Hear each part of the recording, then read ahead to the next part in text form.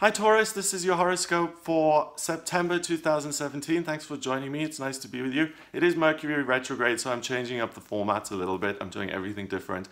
First thing you have to be aware of in September is that Uranus trines Mars. Uranus is the rebel, its energy, its eccentricity, and it forms this harmonious relationship with Mars, which is the archetypal male principle. It's the planet of masculinity and desire. They trine each other until the 11th of September, and that happens in your 12th and in your 4th houses, okay?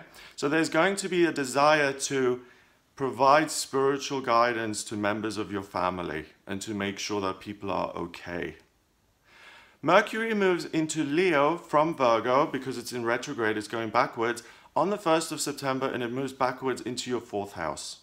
So there's a huge amount of passion and focus on the family, what the family is doing, how you can make it more enjoyable, how you can add something positive to family life.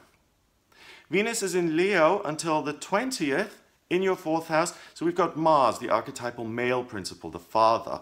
We've got Venus, the archetypal female principle, the mother. Both of them are sitting in your 4th house of family. So you can be an amazing parent to your children. You can be a parent as such, a father, a mother figure to your friends.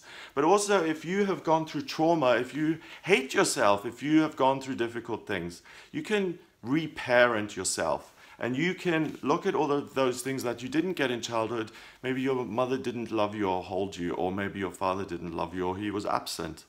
And those things have stayed with you. You can reparent yourself. You can provide your inner child with what it needs. It's a way for us to grow up.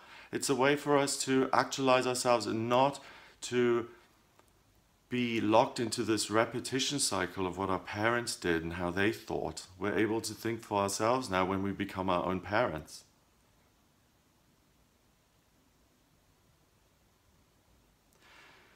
Okay, so Venus is in Leo until the 20th. I've mentioned this, in your 4th house. Then it moves into Virgo in your 5th. And when it moves into Virgo in your 5th house on the 20th, you become much more astute when it comes to romantic relationships. So from the 20th of September until the end of the month, if you are interested in dating, meeting new people, go for it, because you're going to have a really good sense of who's good for you and who isn't. You'll just feel it within.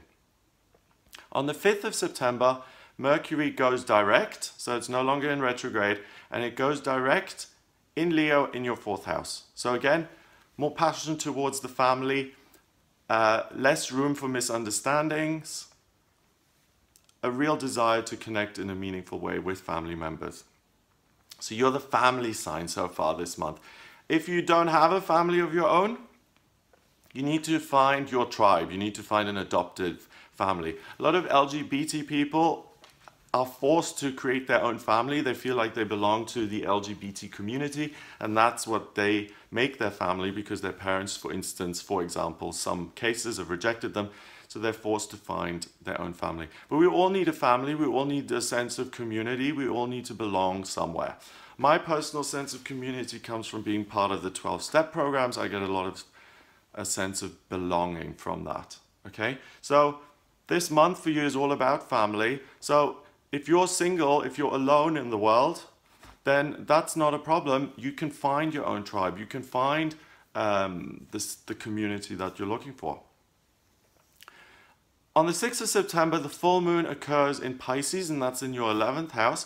I'll make a separate video on the full moon and new moons just to give you extra info. But the fact that the full moon happens in your 11th house in Pisces means that you're going to dream about what your life could look like. You may have dreams during that time. You may have a kind of vision of where you're going to be in 5 years or 10 years from now. And it's really important to listen to those and to make a note of it, because these are your actual hopes and dreams that you would like to achieve. Also on the 6th, Mars moves into Virgo and into your 5th house. So this gives you even more desire now for romance and romantic relationships. And again, it heightens your ability to sort the good from the bad. So you're like the dating superstar here, Taurus, in September, because you don't make a misstep. You get it right. On the 11th of September, Mercury goes into Virgo in your 5th. So the planet of communication now goes into your 5th house of romance as well. So you're almost like a mind reader at this point, because everything is very Virgo. It's all happening in the 5th house, which is children, romance, and fun.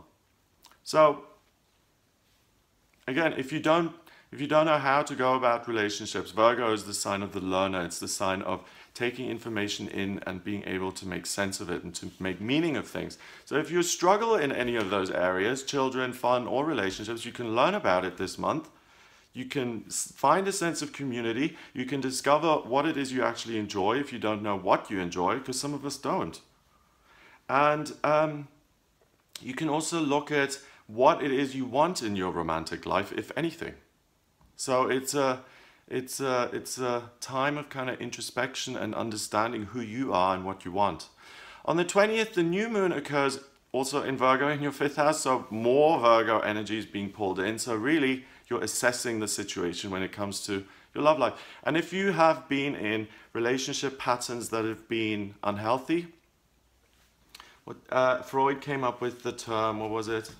Repetition compulsion. So if your father was an alcoholic, then, you know, logic would dictate that when you grow up, you don't date alcoholics. But what usually happens is that if your father was an alcoholic, you marry alcoholics. And that's repetition compulsion, because it seems familiar and that's what you do.